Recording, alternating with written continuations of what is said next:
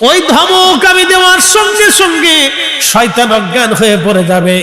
হযরতে কাবুল আহবার বলতেছিলেন, দুনিয়ার মানুষ, ওই ধমকটা যদি আল্লাহ পৃথিবীর মধ্যে, সৃষ্টির মধ্যে যদি বর্তমানে ছেড়ে দেয়, তাহলে পৃথিবীর এমন কোন সৃষ্টি নাই যে সৃষ্টি অজ্ঞান হয়ে না যাবে। তার এই ধমকের আওয়াজে সব সৃষ্টিগুলি অজ্ঞান হয়ে যাবে, বেহুশ হয়ে যাবে। আর জিবরাইল আজরাইল আলাইহিস সালামের তো বিকট মূর্তি হবে। সেই সময় যদি এই মূর্তিটা, এই চেহারাটা যদি পৃথিবীর মানুষ দেখতো, তাহলে ভয়ে মানুষ গলে পানির সাথে মিশে যাইতো। এত বিকট চেহারা তার সে নিয়ে আসবে। শয়তানের সামনে দাঁড়ানোর পরে শয়তান তার থেকে বাঁচার জন্য সাগরের গভীরে যাওয়ায় পলাইতে চেষ্টা করবে। তখন শয়তান গভীরে যায়, দেখবে আজরাইল আলাইহিস সালাম দাঁড়ানো। পৃথিবীর পূর্ব পাশে যা দেখবে আজরাইল দাঁড়ানো, পৃথিবীর পশ্চিমে যা দেখবে আজরাইল দাঁড়ানো, পৃথিবীর শিমালে যা দেখবে আজরাইল দাঁড়ানো, পৃথিবীর জুনুবে যা দেখবে আজরাইল দাঁড়ানো।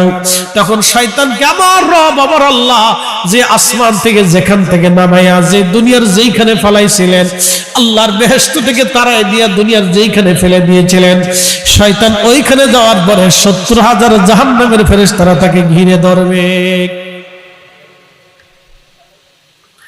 ৭০,০০০ ফেরেশতা থেকে যখন জাহান্নামের ফেরেশতারা ঘিরে ধরবে, আজরাইল আলাইহিস সালাম তাকে ধরে বসবে। তার রূহটা বের করার সময় ৭০,০০০ জাহান্নামের শিকলের, লোহার শিকলের আংটা দিয়ে তার রূহটাকে ধরে শয়তানের রূহগুলি টেনে টেনে টেনে টেনে শেষে শেষে তার শরীর থেকে বের করে নিয়ে আসবে। আদম সবিউল্লাহ থেকে কিয়ামত পর্যন্ত যত মানুষ এসেছে, যত মানুষের মৃত্যুর যত কঠিন শাস্তি, সব মৃত্যুর যন্ত্রণাগুলি শয়তানকে সেই দিন দেওয়া হবে। ওগো আদম, আপনার মৃত্যুটা হবে ইহসানের সাথে, আর আপনার দুশমনের মৃত্যু হবে সবার চেয়ে ভয়াবহ মতে। অতএব আপনি খুশির সংবাদ নিয়ে যান, আপনার জায়গা হবে জান্নাতে। আর আপনার দুশমন শয়তানকে আমার আল্লাহ ৭০,০০০ জাহান্নামের ফেরেশতা দিয়া লোহার আগুনের শিকলের আংটা পরাইয়া তাকে টেনে টেনে হাসরায় হাসরায় নিয়ে একেবারে জাহান্নামের অতল গহ্বরে নিক্ষেপ করা হবে। একবার জোরে বলা যাবে কি আল্লাহু আকবার। তার মানে শয়তানের মৃত্যু থেকে বাঁচার কোনো রাস্তা। মহেশপুরবাসী সবাইকে একদিন আল্লাহর কাছে চলে যেতে হবে, ফিরে চলে যেতে হবে। আপনার আমার একটা যাত্রা হবে, মহাকালের যাত্রা। ওই যাত্রাতে আপনি রওনা করলেন, আহা, সেই রওনাটা আপনি শুরু করবেন, আর কোনোদিন আপনার শেষ হবে না। ওই যাত্রা শুরু হবে আর কখনো আপনার শেষ হবে না। প্রথম ধাপে আপনার জন্য ইল্লিন, সিজ্জিন, কবর, আলমে বারজাখের জিন্দেগি। সেই জিন্দেগি পার হওয়ার পরে আপনার আসবে আখিরাতের জিন্দেগি। ওয়াবিল আখিরাতি হুম ইউকিনুন। আখিরাতের প্রতি পরিপূর্ণ ইয়াকিন ঈমান তোমরা রাখবা। আল্লাহ বলেন, ও আমার বান্দারা, আমার বান্দারা, তোমরা শুনে রাখো, কিরামান কাতিবিনা ইয়ালামুনা মা তাফআলুন। তোমার দুইজন ফেরেশতা কিরামান কাতিবিন সব কিছু জানে, তুমি কি করো না করো সব তারা লেখে। এরপরে কবরে নিয়ে আসা হবে, দুইজন ফেরেশতা আপনাকে উঠাবে, প্রশ্ন করবে, জবাব যদি দিতে না পারেন বড় কঠিন হয়ে যাবে। এই জন্য যারা আশিক রাসূল তারা মৃত্যুটাকে ভয় পায় না। কারণ এই জন্যই ভয় পায় না, তারা জানে মৃত্যুর পরে আমার রাসূলের সাথে দিদার হয়ে যাবে। একবার জোরে বলা যাবে কি ইয়া রাসূলুল্লাহ। রব্বুল আলামিন বললেন, নিশ্চয়ই মানে আমলে যারা কামিয়াবি হয়ে আমি আল্লাহকে খুশি করলো, উলাইকা হুম খায়রুল বারিয়া, তারা যুগের মধ্যে তারা সেরা, সৃষ্টির মধ্যে তারা সেরা, তামাম সৃষ্টির মধ্যে তারা দামি। একবার জোরে বলা যাবে কি মারহাবা। সুলাইমান আলাইহিস সালাম এর উম্মতরা এসে বলতেছে, হুজুর বৃষ্টি হয় না।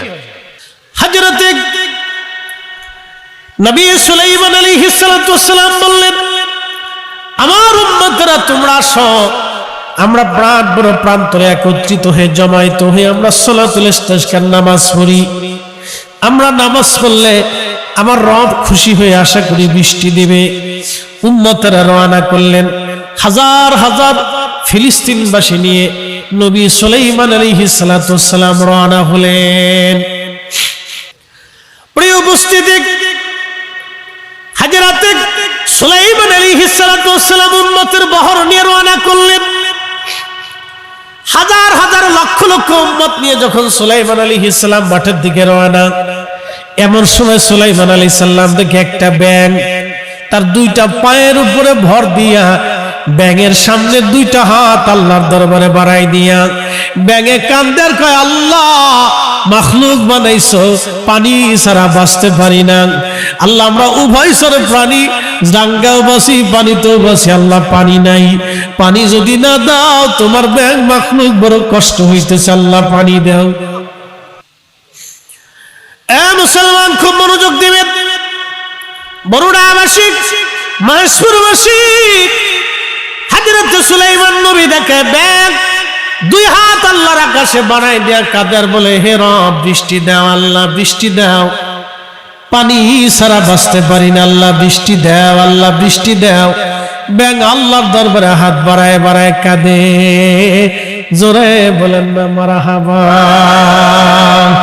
ইউসাব্বিহু লিল্লাহি মা ফিস সামাওয়াতি ওয়া মা ফিল আরদ। আসমান ও জমিনে এমন কোন সৃষ্টি নাই যে সৃষ্টি আল্লাহর তাসবিহ পড়তে না থাকে। সব সৃষ্টিগুলি আল্লাহর জিকির করতে থাকে, আল্লাহর জিকির করতে থাকে। একবার জোরে কন্যা মারহাবা। ব্যাঙে জিকির করে কার? বৃষ্টি আসার আগে দেখবেন ব্যাঙ ডাকে, ডাকে না? ব্যাঙ ডাকলে আমাদের দেশে মানুষ বলে মেঘ আসবে, কথা সত্য। বরুড়াবাসী মনোযোগ দিয়ে কথা শুনবেন। আমার রব, আমার আল্লাহ আব্দুর হাবিবকে ডাক দিয়ে বলেন, আলাম তারা, হুজুর আপনি কি দেখেন না, আন্নাল্লাহ ইয়াসজুদু লাহু মান ফিস সামাওয়াতি ওয়া মান ফিল আরদ। আসমান জমিনের ভিতরে যা কিছু আছে সব আমি আল্লাহকে সিজদা দেয়। বরুণার মুসলমান খুব মনোযোগ দিবেন। একেবারে লম্বা হবে না, আবার খাটো হবে না, যেহেতু ঈদের বাজার, ঈদের রাত, আনন্দ বাজার আছে, আবার আত্মীয় স্বজন আছে, ঘোরাঘুরির বেলা আছে। ঈদের সময় ঈদ, খুশির সময় খুশি, আনন্দের সময় আনন্দ, ইবাদতের সময় ইবাদত। যদি আপনি সিস্টেমের সময় সময় সময় কাজ আমাদের করতে হয়, যদি ঈদের বাজার, ঈদের আনন্দ এক পাশে রেখে আপনারা জান্নাতের বাগানে বসে গেছেন, এটাই বোঝা গেল আল্লাহ আপনাকে আমাকে পছন্দ করে। কথা বলেন ঠিক কিনা? দোয়া করে ব্যাঙ, দোয়া কিসে করে? ব্যাঙ দোয়া করে, রব্বুল আলামিন বৃষ্টি দাও। আল্লাহর নবী সুলাইমান আলাইহিস সালাতু ওয়াস সালাম মুস্কি মুস্কি আসে। উম্মত তো দেখে না ব্যাঙে কি করে, উম্মত তো বুঝে না ব্যাঙে কি বলে। এই জন্য নবী আর উম্মতের ভিতরে তফাৎ হলো এটা। নবী যেটা দেখে উম্মত সেটা দেখে না, নবী যেটা শুনে উম্মত সেটা শুনে না। এই জন্য নবীর চোখ উম্মতের চোখ এক চোখ না, নবীর কান উম্মতের কান এক কান না, নবীর জবান উম্মতের জবান এক জবান না, নবীর কান উম্মতের কান এক কান না, নবীর হাত পা অঙ্গ প্রত্যঙ্গ উম্মতের হাত পা অঙ্গ প্রত্যঙ্গ একরকম না, নবীর জিসম আর উম্মতের জিসম একরকম না, নবীর কলব আর উম্মতের কলব একরকম না। এটা কোন না কেন? নবীর পেট আর উম্মতের পেট একরকম না। যদি একরকম হইতো তাহলে আমরাও পানি খাইছি, নবীজিও পানি পান করলেন, আমরাও পানি খাইলাম, নবীজিও পানি পান করলেন। আমরা পানি খাওয়ার পরে পেশাব করলাম, পেশাবে দুর্গন্ধ হয়ে গেল। আর আমার নবী 63 বছর ধরে পেশাব করলেন, একটা সেকেন্ডের জন্য দুর্গন্ধ আসে নাই, নিষ্কাম্বরের ঘ্রাণ বের হতো। প্রিয় উপস্থিতি হাজিরিন, সুলাইমান আলাইহিস সালাতু ওয়াস সালাম ডাক দিলেন, উম্মত ফিরে চলে যাও, আকাশ থেকে বৃষ্টি আসবে। কারণ ব্যাঙের দোয়া আল্লাহর দরবারে কবুল হয়ে গেল। এই জন্য আল্লাহ বলেন, আশ-শামসু ওয়াল কমারু ওয়ান নুজুমু ওয়াল জিবালু ওয়াশ-শাজারু ওয়াদ-দাওয়াবু ওয়া কাসীরুম মিনান নাস।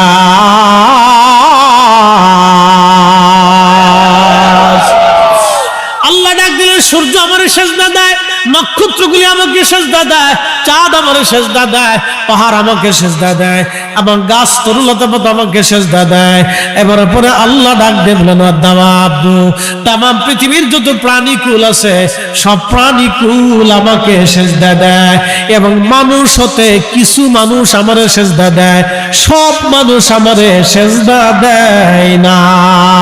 এই জন্য দেখবেন সব মানুষ আল্লাহরে সেজদা দেয় না, কিন্তু সব ব্যাঙ আল্লাহরে সেজদা দেয়, সব কুকুর আল্লাহকে সেজদা দেয়, সব শিয়াল আল্লাহকে সেজদা দেয়, সব সাপ আল্লাহকে সেজদা দেয়, সব বিড়াল আল্লাহকে সেজদা দেয়, সব গরু ছাগল ভেড়া বকরি উট দুম্বা সব এগুলি আল্লাহকে সেজদা দেয়, সব প্রাণী আল্লাহকে সেজদা দেয়, সব মাছ আল্লাহকে সেজদা দেয়, সব মানুষ আল্লাহকে সেজদা দেয় না, সেজদা দেয় না, দেয় না, দেয় না। এই জন্য মানুষ হতে হবে, মানুষ, মানুষ হইয়া ভবেতে আসিয়া মানুষের করিলাম কি, আমি নবী না মানিলাম কি যে ভুল করিলাম, আমি নবী না মানিলাম কি যে ভুল করিলাম, ভস্মে ঢালিলাম ঘি, মানুষ হইয়া ভবেতে আসিয়া মানুষের করিলাম কি। চিৎকার করে বলেন ঠিক না বেঠে?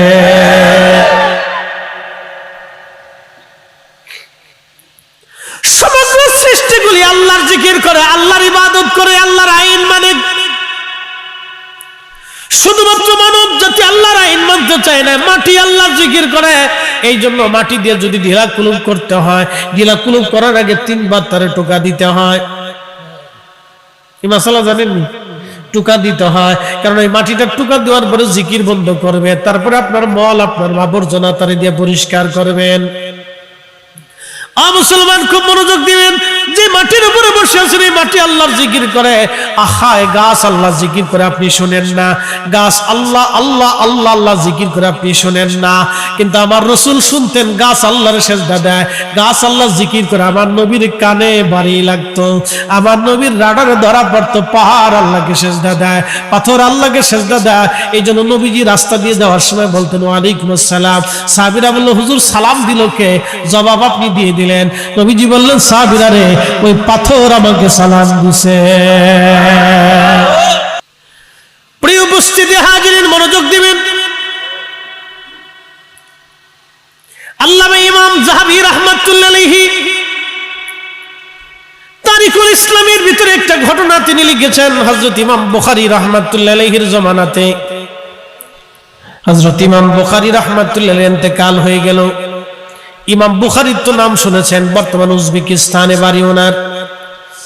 আফগানিস্তানের পার্শ্ববর্তী দেশের নাম উজবেকিস্তান। এই উজবেকিস্তানের একটা অঞ্চলের নাম সমরকন্দ, আর একটা অঞ্চলের নাম হচ্ছে বুখারা। সমরকন্দ এবং বুখারা পাশাপাশি এলাকা, 3 কিলোমিটার মাত্র দূরত্ব, 3-4 মাইল বা 5-6 মাইল দূরত্ব। এখানে বুখারা, এখানে সমরকন্দ। পৃথিবীর প্রাচীনতম ইতিহাসিক সমরকন্দি বুখারী যারা ছিলেন তারা বড় বড় আলেম বিজ্ঞ। ইমাম বুখারী বুখারাতে, ইমাম বাহাউদ্দিন নকশবন্দ বুখারী বুখারাতে, পৃথিবীর বড় বড় উলামা সমরকন্দি বুখারাতে। বিশ্ববিখ্যাত ইমাম আহলে সুন্নাত ওয়াল জামাতের ইমাম, ইমাম আশারি মাতুরিদি, তিনারা উজবেকিস্তান বুখারা সমরকন্দের। একবার জোরে বলা যাবে কি মারহাবা? হাজরাতে উজবেকিস্তানে একাধারে 4 বছর পর্যন্ত কোনো বৃষ্টিপাত নাই। বৃষ্টির অভাবে উজবেকিস্তান একেবারে মরুভূমির মতো হয়ে গেল, গাছ তরুলতা পাতা মরে গেল, কঠিন অবস্থা। উজবেকিস্তানে এত সলাতুল ইস্তেসকা পড়ে, কিন্তু কোনো বৃষ্টি নাই। দুর্ভিক্ষ লেগে গেল, মা বাবা সন্তান ছেড়ে দিয়ে পালিয়ে চলে গেল, ভাই ব্রাদার আত্মীয় স্বজন রেখে অন্যত্র চলে গেল। উজবেকিস্তানে কান্নার রোল পড়ে গেল, বহু মানুষ এতিম হয়ে গেল, বহু মানুষের ঘর শূন্য হয়ে গেল, ঘর ছাড়া হয়ে গেল, একেবারে অবস্থা বেগতিক হয়ে গেল উজবেকিস্তানে। সমরকন্দের একজন আল্লাহর কুতুব, তিনি রাত্রিবেলা স্বপ্ন দেখলেন। আমার রব আমার আল্লাহ তারে স্বপ্ন দেখায় বললেন, তুমি উজবেকিস্তানের সমরকন্দের সব মুসলমান নিয়ে ইমাম বুখারী রাহমাতুল্লাহ আলাইহির মাজার জিয়ারত করে তুমি দোয়া করো, আল্লাহর আকাশ থেকে বৃষ্টি আসবে। একবার জোরে বলা যাবে কি মারহাবা।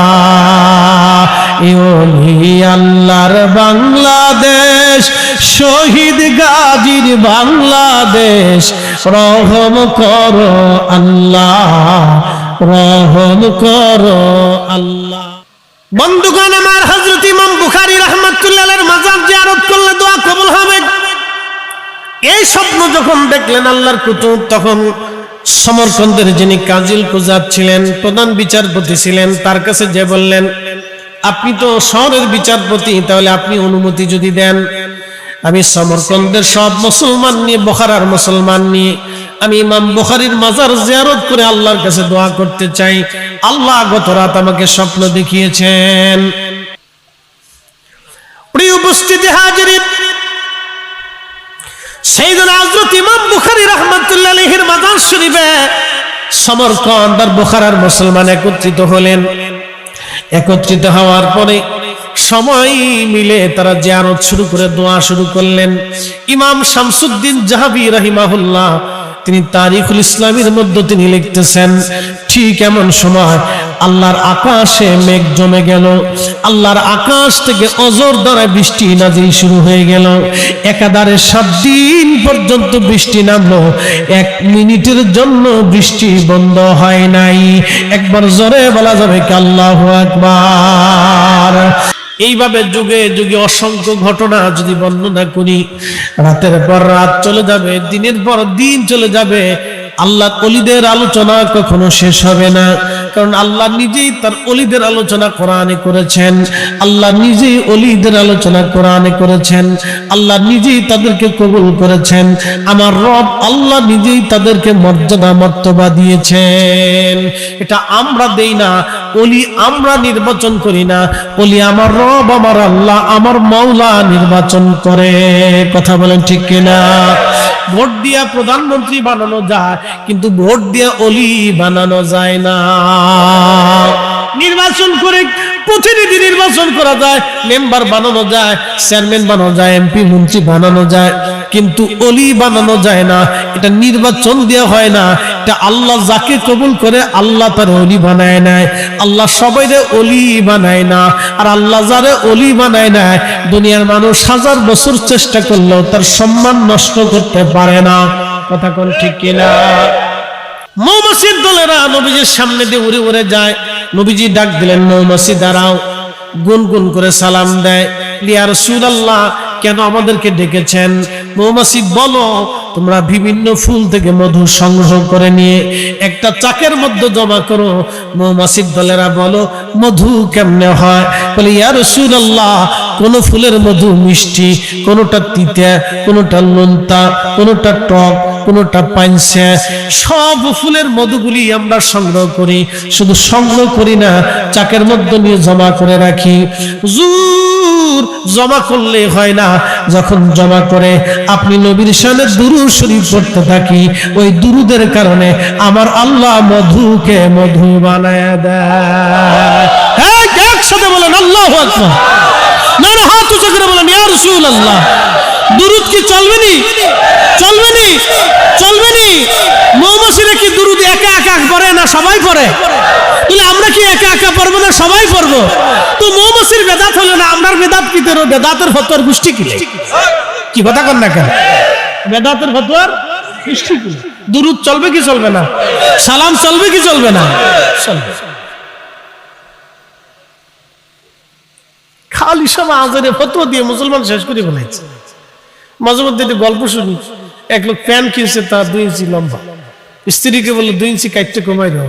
চিন্তা করলো মনে নাও থাকতে পারে, তো নিজের কন্যার বড় মেয়েরে বলছে, তো মনে নাও থাকতে পারে, মেজু মেয়েরও বলছে তুই 2 ইঞ্চি কাটিস, তো তারও মনে না থাকতে পারে, সেজুটারও কইছে, পরে বেটার বউরও কইছে মারে তুই 2 ইঞ্চি কাটিস। সবাই রাত ভরে 2 ইঞ্চি করে কাটছে, সকালবেলা দেখে ফুল প্যান্ট হাফ প্যান্ট হয়ে গেছে। মানে হেতারায় নাফিতের ভূমিকা নিচ্ছে। এরা ইসলামটাকে কাটতে কাটতে কাটতে কাটতে কমাইতে কমাইতে তারাবি 8 টাকা নিয়ে এসে আর বেতের 1 রাকাতে নিয়ে এসে। কি কথা কর না?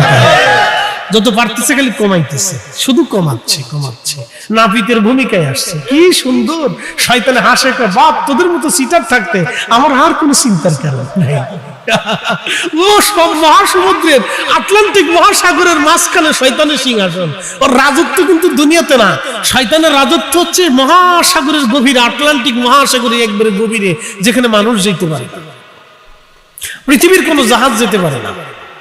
আটলান্টিক মহাসাগরের গভীরে তার বিরাট বড় সিংহাসন, রাজত্ব। সব শয়তান এইখানে উপস্থিত হয়। প্রত্যেক দিন শয়তান বিকেল বেলা সন্ধ্যার সময় এই মিটিং উপস্থিত হয়। মিটিং উপস্থিত হওয়ার পরে এরপরে আজাজিল জিজ্ঞেস করে, কেডাই কি করছো?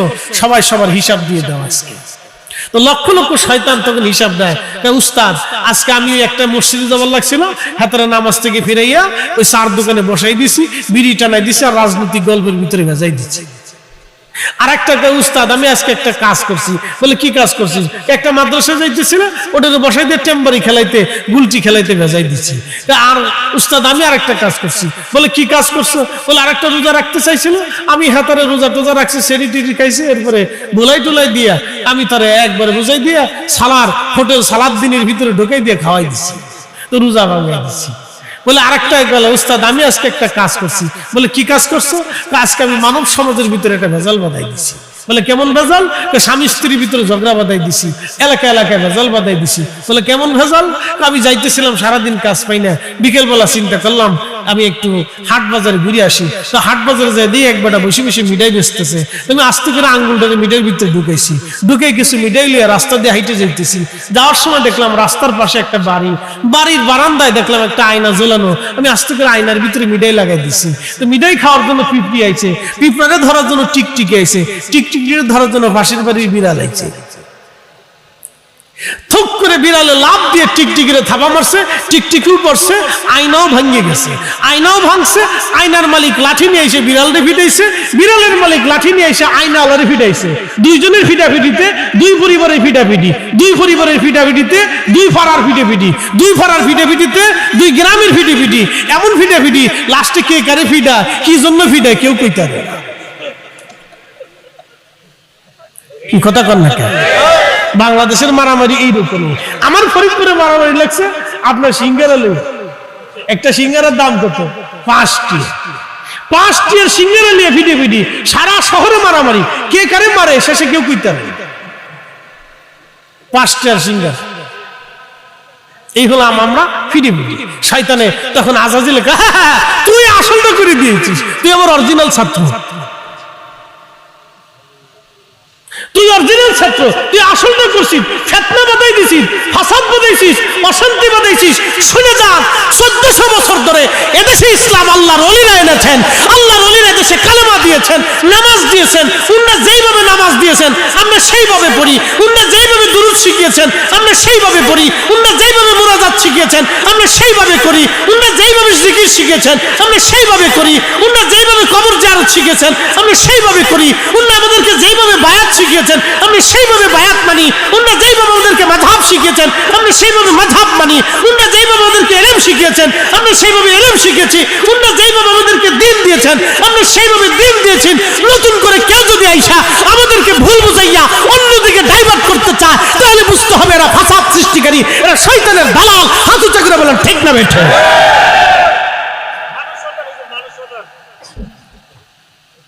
আল্লাহ তাদের থেকে আমাদেরকে হেফাজত করে বলেন। কষ্ট হইতেছে আপনাদের? আজকে মানে বেশি বলে ফেললাম, ঈদের ধাক্কায় ধাক্কায় বলে ফেলেছি, খুশির ধাক্কায় ধাক্কায় বলে ফেলেছি। মানে কষ্ট নিন না প্রিয় ভাই আমার, আমরা আল্লাহর ওলি হইতে চাই, না হলে ওলির সঙ্গী হইতে চাই। কথা ঠিক আছে না ভাই? আমরা কি হইতে চাই? আল্লাহর ওলি হইতে চাই। যদি তাও না পারি তাহলে ওলির সঙ্গী হইতে চাই, ওলির সঙ্গী হইতে চাই। প্রিয় উপস্থিতি, আল্লাহ আমাদেরকে তার ওলিদের মুহিব্বিন মহাব্বত হিসেবে কবুল করে নিন। ভাই আমরা আল্লাহর কাছে ফিরে চলে যাব। কার কাছে ফিরে চলে যাব? আল্লাহর কাছে। ওয়া ইন্না ইলাইহি রাজিউন। আমরা আসছিলাম ওনার কাছ থেকে, আবার ফিরে চলে যাব ওনার কাছে। ওই যে ইঞ্জিন কি নিয়ে যাবে? ইঞ্জিন, রূহ ওনাকে নিয়ে চলে যাবে, যে ভিতরে জিনিস। এর ভিতরে বসে বসে কথা কইতেছে, ওনাকে নিয়ে চলে যাবে, যখন নিয়ে যাবে কথা শেষ, চোখের আলো শেষ, হাতের পাওয়ার শেষ, ক্ষমতা শেষ। প্রেসিডেন্ট হলেও ভ্যালু নাই, প্রধানমন্ত্রী হলেও ভ্যালু নাই, সেনাপতি হলেও ভ্যালু নাই, ওই প্রধান বিচারপতি হলেও ভ্যালু নাই, পুলিশ প্রধান হলেও ভ্যালু নাই, জাতিসংঘের মহাসচিব হলেও ভ্যালু নাই। মার্কিন প্রেসিডেন্ট আর রাশিয়ান প্রেসিডেন্ট আর চাইনিজ প্রেসিডেন্ট হলেও ভ্যালু নাই, পৃথিবীর মহাজ্ঞানী হলেও ভ্যালু নাই, শেষ। ওনাকে নিয়ে চলে যাবে। ওয়া ইন্না ইলাইহি রাজিউন। এই জন্য মৃত্যুটা হচ্ছে প্রস্থান, এক স্থান থেকে আর এক স্থানে চলে যাওয়া। মৃত্যু বলে শেষ না। যারা বলেন কবরে চলে গেছে, শেষ হয়ে গেছে, না, কবর থেকে আপনাকে দেখে কিন্তু আপনি দেখেন না। আপনার কথা শোনে কিন্তু আপনি শোনেন না। আপনার সালাম শুনেছে, জবাব দেয় কিন্তু আপনি শোনেন না। এই জন্য কবরের পাশে যে সালাম দেওয়ার নিয়ম কি দিতে হয়, সে সালামের জবাব দেয়। আজকে এখানে আপনারা বসে আছেন, সমস্ত কবরওয়ালার আজকে কবরের উপরে বসে আছে। হ্যাঁ, সব কবরওয়ালার আজকে কবরের উপরে বসে আছে। আমার সন্তান মাহফিলে গেছে, বুঝি আজকে আমার জন্য দোয়া করবে। আমার নাতি গেছে, আমার পুতি গেছে, আমার ভাতিজা গেছে, আমার আত্মীয় গেছে, আমার বন্ধু গেছে, সব বসে আছে কবরের উপরে আজকে।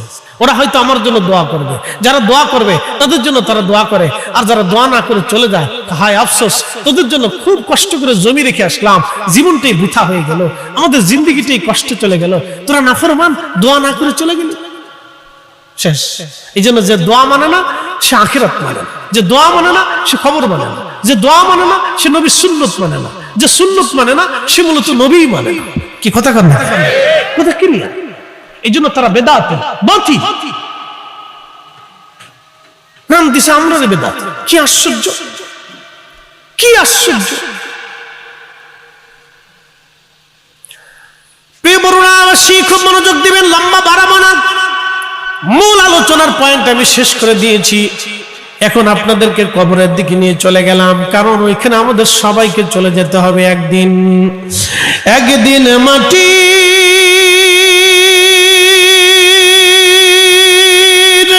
ভিতরে হবে ঘরে, মন আমার কেন বান্ধ দালান ঘর, মন আমার কেন বান্ধ দালান ঘর।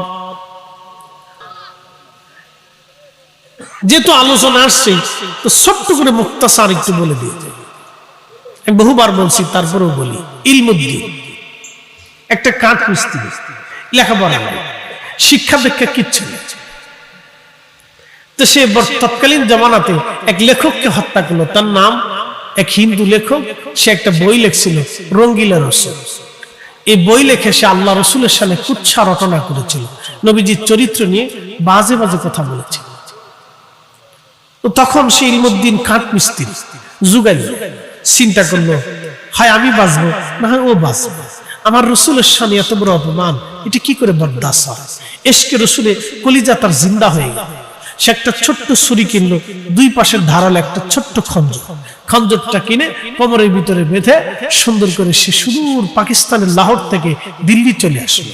দিল্লিতে তখন শেষ আদালত রায় দিবে, ব্রিটিশ আদালত, ব্রিটিশ জজ রায় দিবে, সে লেখকের বিরুদ্ধে অথবা পক্ষে আজকে রায় হবে। মুসলমান সমস্ত উকিল ব্যারিস্টার যারা ছিলেন, তারা সব তাদের এই আইনের বিদ্যা দিয়ে চেষ্টা করতেছে তাকে একটা শাস্তি দেওয়ার জন্য। আর হিন্দু আইনজীবীরা সবাই তাদের মেধা দিয়ে আইন দিয়ে চেষ্টা করতেছে তাকে বাঁচানোর জন্য।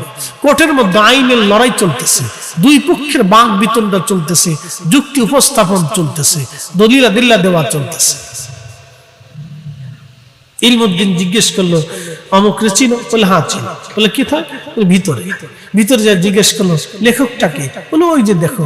সহসা করে লোকটা বসে আছে কাছে, যে ইলমুদ্দিন আর বেশি সময় দেরি করেন নাই, তেনার কোমর থেকে খঞ্জরটা বের করে তার পেটের মধ্যে চালাই দিয়ে পুরা পেটটা ফেরে দিয়ে একবারে নাড়ি বুড়ি বের করে একবারে আদালত প্রাঙ্গণে তাকে জাহান্নামে পাঠিয়ে দিয়েছে।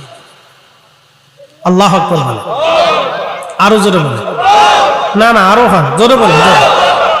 বুঝেন তো, এই ইলমুদ্দিন আজকে যদি দুনিয়াতে বাঁচা থাকতেন,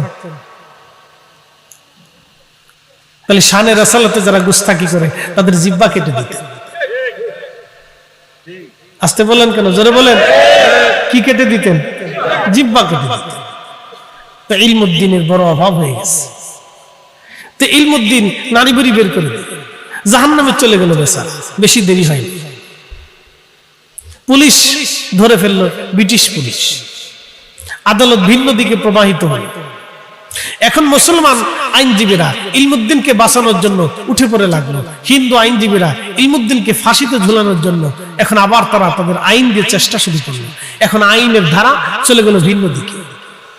সারা ভারতবর্ষে এটা নিয়ে হইচই পড়ে গেল। আল্লামা ডক্টর ইকবাল তখন জিন্দা। আল্লামা ডক্টর ইকবাল তখন জিন্দা।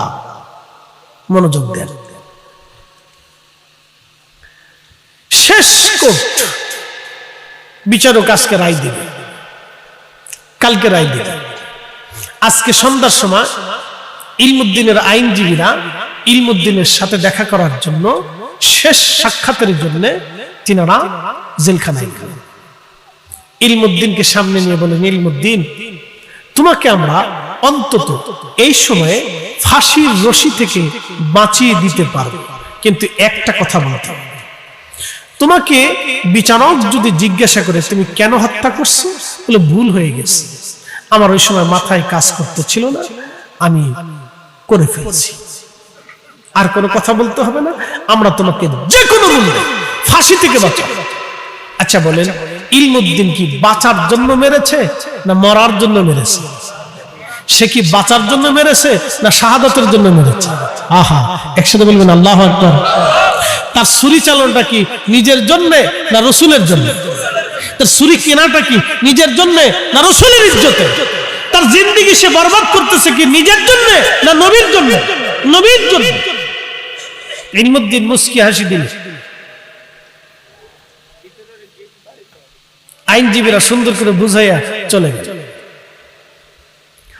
পরের দিন আদালত বসেছে,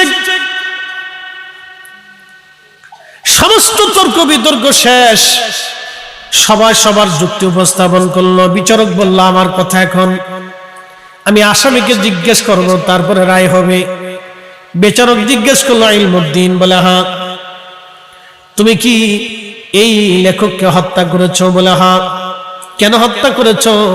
সে আমার রসুলের সম্মানে আঘাত করেছে, এই জন্য আমি উম্মত হয়ে সহ্য করতে পারি নাই, আমি আমার রসুলের পক্ষ থেকে প্রতিশোধ নিয়েছি। একসাথে বলেন ইয়া রাসূলুল্লাহ, আরো জোরে বলেন। বিচারকরা চিন্তা করলো, আইনজীবীরা চিন্তা করলো, বুঝাইলাম কি সারা রাত দিলে, আর ছেলেটা বললোটা কি? মুসলিম আইনজীবীরা হাত ছেড়ে দিচ্ছে, আর তাকে বাঁচানো গেল। হিন্দু আইনজীবীরা মনে মনে খুশি, ইলমুদ্দিন ধরা পড়ে গেছে, আর তাকে বাঁচানোর সুযোগ নেই, সে মারা পড়বে।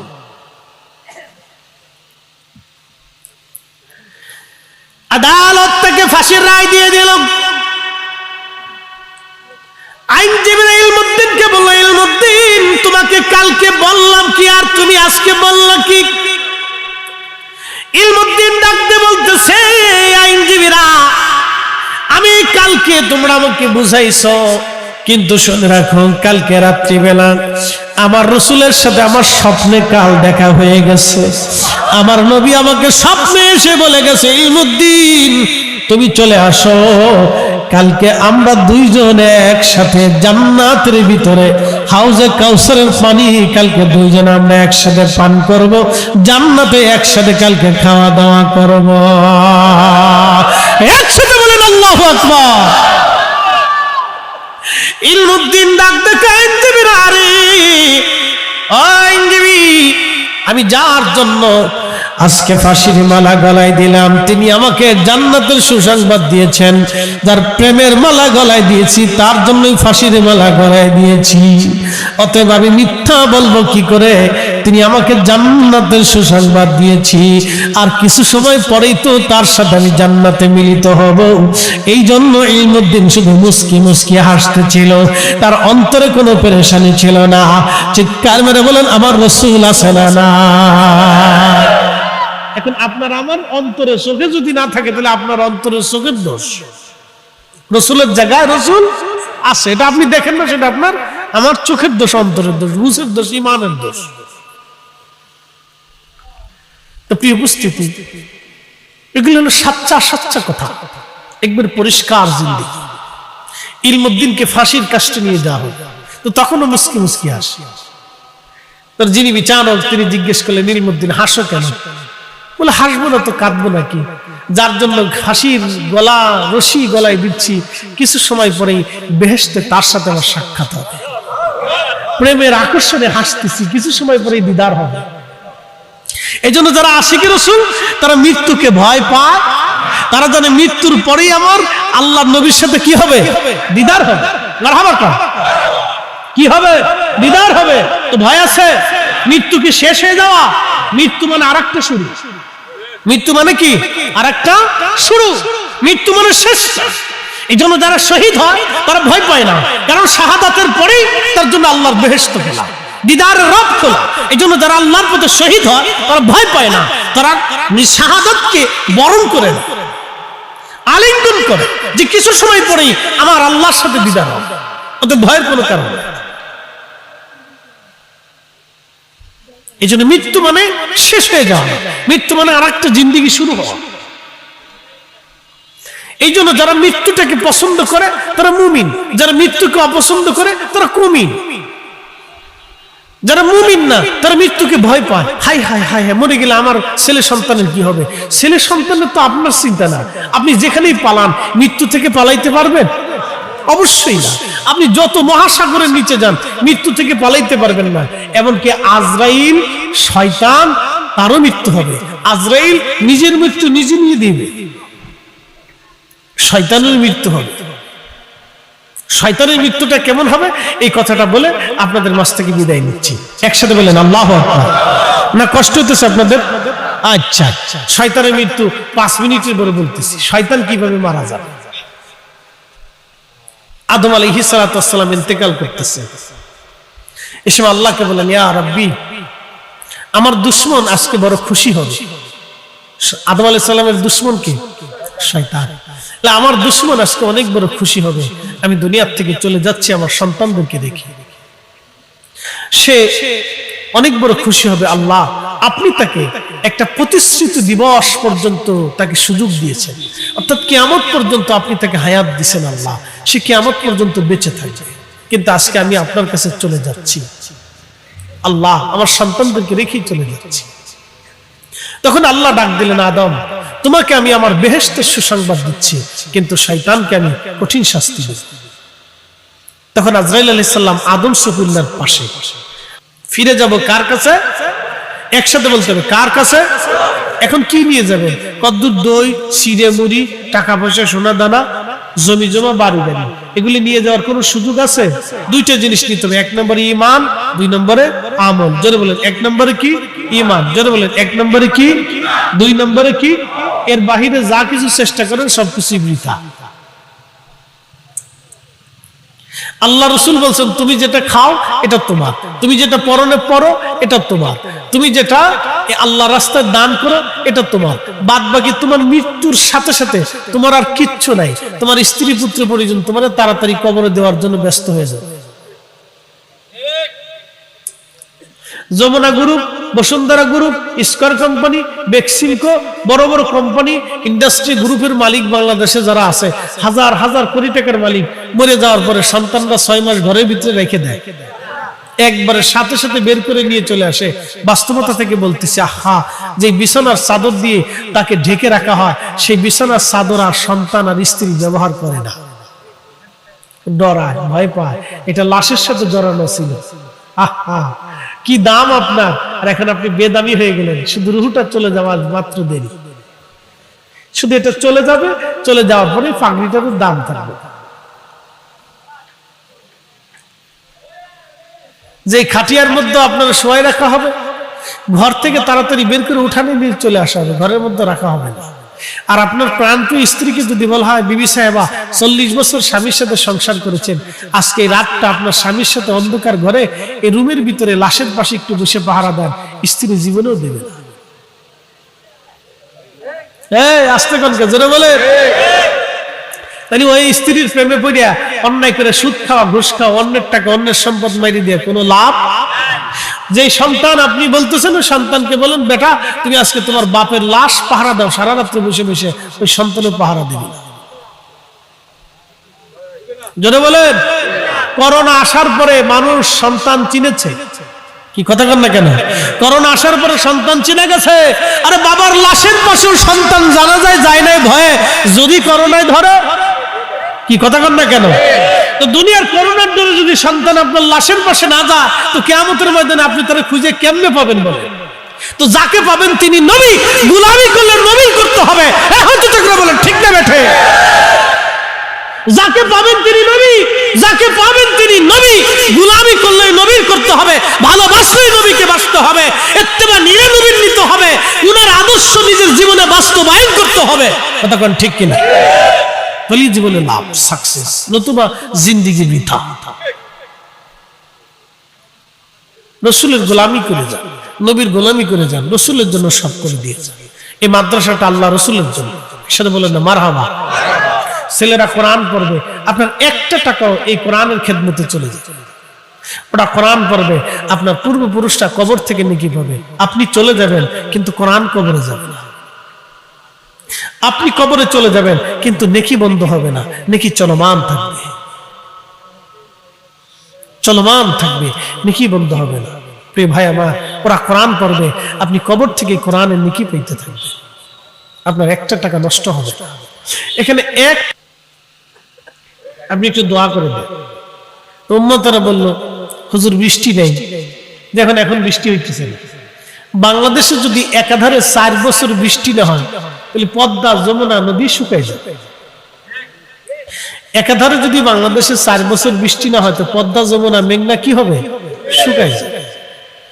বাংলাদেশের যে পানির লেয়ার আছে, টিউবওয়েল চাপায় পানি উঠান, এরপর আর টিউবওয়েল চাপ দিলেও পানি আসবে, কারণ এটা লেয়ার নিচে চলে যাবে। তো বাংলাদেশে কি হবে? পানির ভারসাম্য যখন নিচে চলে যাবে, তখন উপরের মাটিগুলি শুকিয়ে যাবে, গাছ মরে যাবে, শস্য শ্যামল হবে না, পশু পাখিও মারা যেতে থাকবে, গরু, গাধা, ঘোড়া, ছাগল, ভেড়া, বকরি এগুলিও আস্তে আস্তে মরে যেতে থাকবে, খাদ্য সংকট আসবে। 18 কোটি মানুষের এই খাদ্য সংকট জাতিসংঘ পর্যন্ত খাবার দিয়ে কুলাইতে পারবে না। এটা জাতিসংঘের ক্ষমতা নেই। সারা পৃথিবী মিলে হলেও, চেষ্টা করেও এই 18 কোটি মানুষের খাদ্যের নিরাপত্তা দিতে পারবে না, যদি একাধারে 4 বছর বাংলাদেশে বৃষ্টিপাত না হয়। মনে রাখবে, দুর্ভিক্ষ আসার জন্য প্রধান কারণ হচ্ছে বৃষ্টিপাত বন্ধ হয়ে গেলে। যদি দেখেন যে সিজনে বর্ষাকালে বৃষ্টি আসে নাই, বৃষ্টি নাই, তাহলে বুঝবেন দুর্ভিক্ষ আসবে, সামনের দিন খুব ভয়াবহ আসতেছে। যদি ধরেন বৃষ্টি বন্ধ হয়ে যায়, বর্ষাকালে যদি বর্ষা না আসে, তাহলে বুঝবেন বৃষ্টি, দুর্ভিক্ষ। অথবা শীতকালে যদি শীত না আসে, তাহলে বুঝবেন দুর্ভিক্ষ। এটা মনে রাখবেন, এটা হলো সূত্র। তো মনোযোগ দেন, সুলাইমান আলাইহিস সালাতু ওয়াস সালামের জামানাতে বৃষ্টি নেই। নবী সুলাইমানের কাছে এসে বুঝতে পারতেছেন নবীর জামানাতে কি নাই? বৃষ্টি নেই। রাসূলের জামানাতেই, নবীর জামানাতেই বৃষ্টি নেই। তো উম্মত এসে বলল, নবী গো, বৃষ্টির দরকার। তো সুলাইমান আলাইহিস সালাম বললেন, তাহলে বৃষ্টি যেহেতু দরকার, তাহলে তোমরা সবাই আসো, আমরা প্রান্তরে মাঠে জমায়েত হয়ে সালাতুল ইস্তিসকার নামাজ পড়ব। অ্যাটেনশন, মনোযোগ দিবে। বর্তমান যে ফিলিস্তিন, যেখানে গাজা, প্রতিনিয়ত যুদ্ধ হয়, অসংখ্য মানুষ মরে যায়, ওরা সুলাইমান আলাইহিস সালামের উত্তরসূরি, ওরা নবীদের বংশধর, ওরা অলিদের বংশধর, ওরা হযরত সাইয়েদনা ইব্রাহিম আলাইহিস সালামের বংশধর। একসাথে বলবেন না মারহাবা। এজন্য ওরা মরে যায় কিন্তু মাথা নত করে না। বাঙালিরা হলে আমরা এতদিন সারেন্ডার করতাম। 75 বছর ধরে একটা জাতি কাফেরদের কাছে মাথা নত করে নাই, তার এখনো মাথা উঁচু করে বেঁচে আছে। তাদের ঘর বাড়ি কিছু নাই, ভাঙ্গা ঘরের ভিতরে সামনে যে পরিষ্কার করে তারা ঈদের নামাজ পড়ে। আল্লাহু আকবার। না না, জোরে বলেন, জোরে বলেন, আরো জোরে বলেন। তাদের মতো ঈমান আমাদের অবশ্যই নেই। কল্পনা করলে আপনার গা শিহরে উঠবে। এমনও বাচ্চা আছে যার পরিবারের কেউ নাই, না বাবা, না মা, না নেই, মামা মামি ফুফা ফুফি চাচা চাচি দাদা দাদি কিচ্ছু নেই, চিরয়তীম, নিঃস্ব নিঃসম্ভব, শুধু একা বেঁচে আছে। কল্পনা করতে পারবেন? গা শিহরে ওঠার মতো কথা, কিন্তু তারপরও মাথা নত করে নাই, এখনো মাথা উঁচু করে আছে।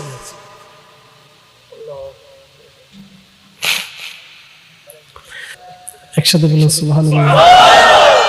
সব একসাথে কাকে সেজদা দেয়? আল্লাহকে সেজদা দেয়। নামাজ কি একা পড়া ভালো না জমাতে পড়া ভালো? এইবার আসে, তাহলে নামাজ যদি জমাতে পড়া ভালো হয়, তাহলে জিকির কি একা করা ভালো না জমাতে করা ভালো? দোয়া কি একা করা ভালো না জমাতে করা ভালো? মৌলবী ফতোয়া দেয়, কি ফতোয়া? দোয়া করার জন্য গ্রামের মানুষ ভাড়া করার দরকার কি? কত বড় শয়তান! জীবনে শয়তানেও এই যুক্তি দেয়, শয়তানও ডরাইছে, বাপরে বাপ এই যুক্তি যদি আমি দেই, এমনি জীবনে কত গুনাহ করছি, তারপরে যদি আরো যুক্তি দিয়ে অন্য মুসলমান সরাই দেই, তাই তো আমার পাপের তো শেষ নেই। শয়তানও নিজে মনে মনে চিন্তা করে, এদের মতো টুপিওয়ালা থাকতে আমার আর কোনো চিন্তার কারণ নাই, ওরা আমার সার্ভিস দিয়ে দিতেছে। কথা আপনি ভালো করে বুঝে যাওয়াটা জরুরি, কথা বুঝে যাওয়া জরুরি। প্রিয় মুসলমান, খুব মনোযোগ দিবেন। হাজিরেন প্রিয় ভাই আমার, কোরআনুল কারীমে আল্লাহ ডাক দিয়ে বললেন, আশ-শামসু ওয়াল কমারু ওয়ান নুজুমু ওয়াল জিবালু ওয়াশ-শাজারু ওয়াদ-দাওয়াবু ওয়া কাসীরুম মিনান নাস। কখনো তোমাকে যদি ভুলি, হেদায়েতের আলো জেলে নিয় কাছে তুলি, ঠাই দিও প্রিয়তম অগমহিয়ান।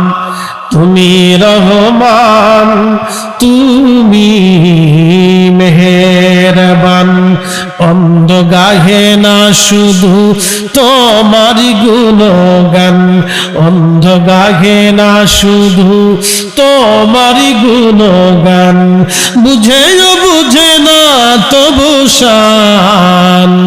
তুমি রহমান, তুমি মেহেরবান, তুমি রহমান, তুমি মেহেরবান। আল্লাহুম্মা সাল্লি আলা, আহা মাশাআল্লাহ, আল্লাহু আকবার। ওয়া আলা আলি সাইয়্যিদিনা।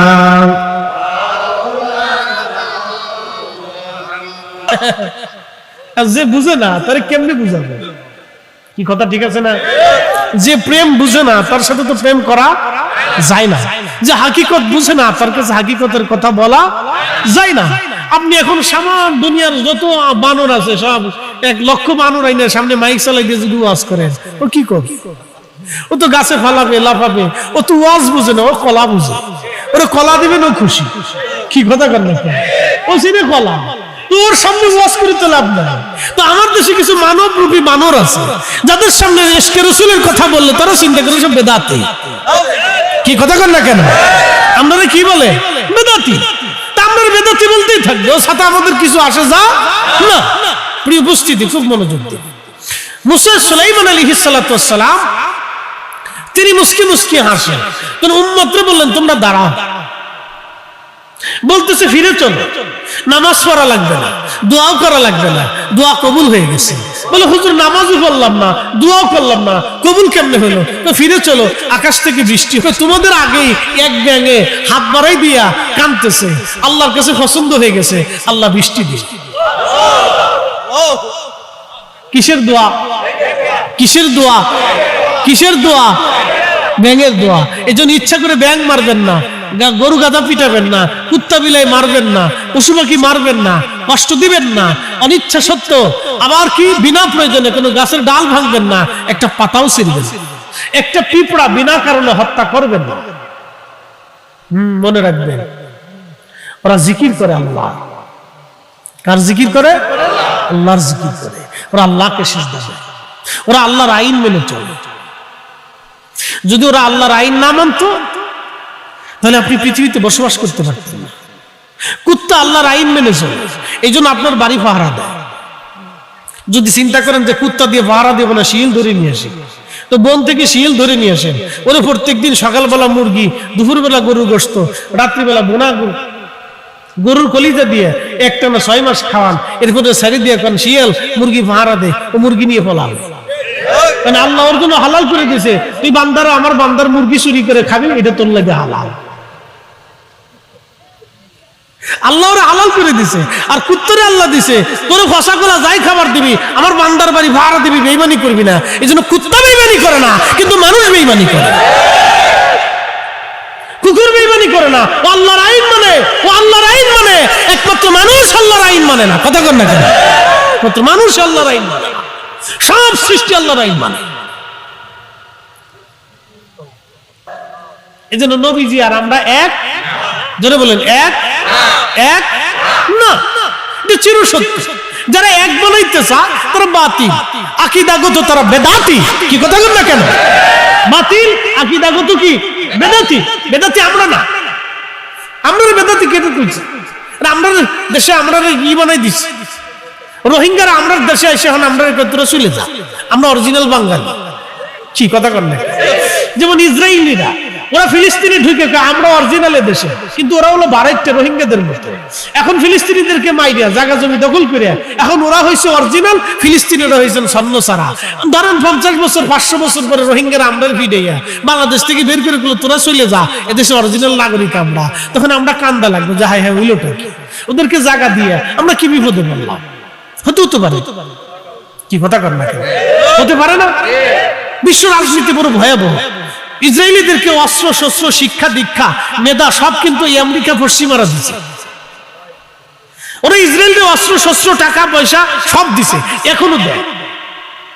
ফিলিস্তিনিরা যখন প্রতিবাদ করে, দেখেন ওরা জাহাজ ভরে ভরে ভরে ভরে আমেরিকা অস্ত্র পাঠায়।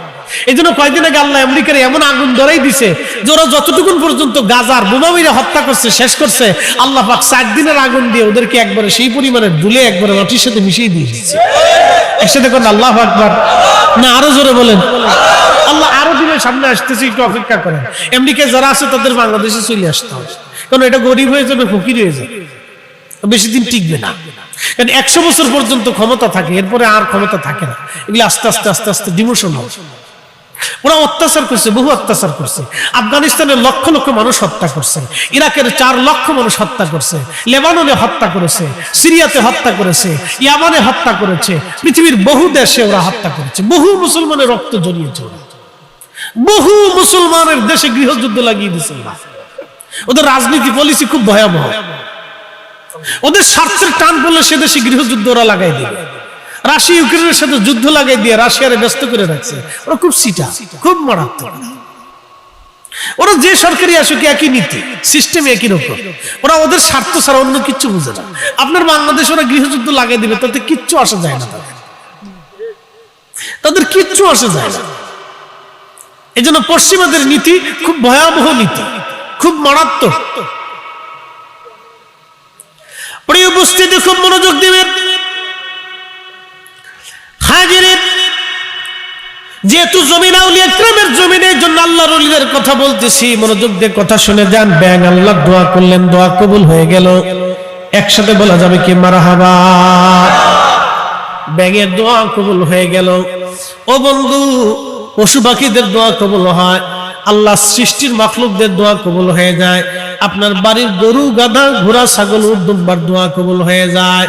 শুধু মনে করবেন বৃষ্টি আমাদের জন্য হয় তাও না, আমার আল্লাহ বৃষ্টি দেয় গরু, ছাগল, উট, দুম্বা, ভেড়া, বকরির কারণে।